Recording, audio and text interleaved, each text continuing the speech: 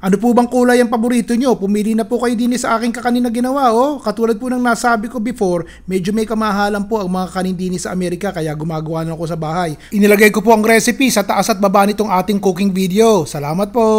Uno pang Ricardo, syempre ang rice flour. 3.5 tasa po nito ang gagamitin natin. Salain nyo po. Tapos susunod yung salain, 1 tasa po ng asukal.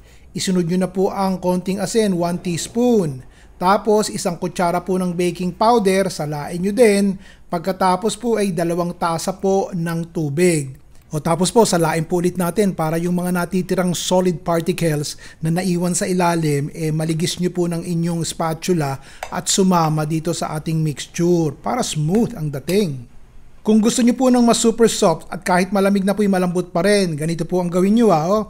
Ito po 1/2 cup ng rice flour. Tapos nilagyan ko ng active yeast. Ginawa ko na po itong nung nakaraan kung saan po yung ating rice flour, nilagyan ko po ng 2 tasang tubig. Hinalo ko po habang bahagya lang apoy, nilagyan ko po ng 1 paketing yeast o katumbas po ng 1 kutsara. Tsaka ko po isinama sa ating mixture. Tinakpan ko po ng plastic wrap at pinaalsa ko muna ng 30 minutes. I-divide po natin sa 4. Unang kulay po ay berde at ito po ang pandan flavor. Haluin po natin yan.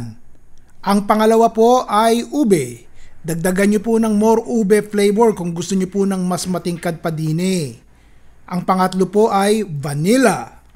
Pero lalagyan po natin ng food color na kulay dilaw para maganda po ang kulay. Ang pang-apat naman po ay red color ang ilalagay natin.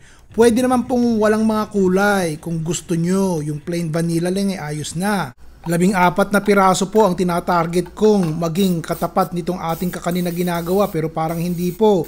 Nilagyan ko muna ng cooking spray o kahit anong mantika i-brush nyo po para hindi po manikit yung ating kakanin pagkatapos natin pasingawan.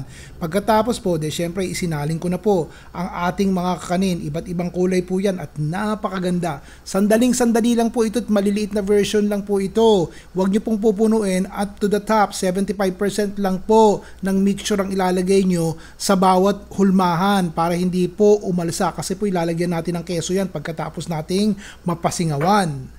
Pasingawan po natin ng 4 na minuto o pagkatapos po ng 4 na minuto, nakita nyo na po ito. Hilaw-hilaw pa yung loob ng konti. Ito po yung cheddar cheese, grated cheddar cheese. Lagyan po natin sa ibabaw ng kaunti-kaunti ang lahat ng ating kakanin. Pagkatapos noon ng 1 minuto, ganito po ang itsura. Di po ba ang ganda? Patayin na po natin yung apoy at okay na po yan. Palamigin po natin ng sandali, mga 2 minuto at makikita nyo po ito. Tignan nyo, talagang natatanggal siya ng sarili niya dito po sa ating mga lalagyan, ng ating mga container. O pagkatapos, isalansan nyo po ng maayos sa isang magandang lalagyan para maganda pong tignan. Iba't ibang kulay, napakagandang tignan, di po ba? Ayos! Ron Bilaro po.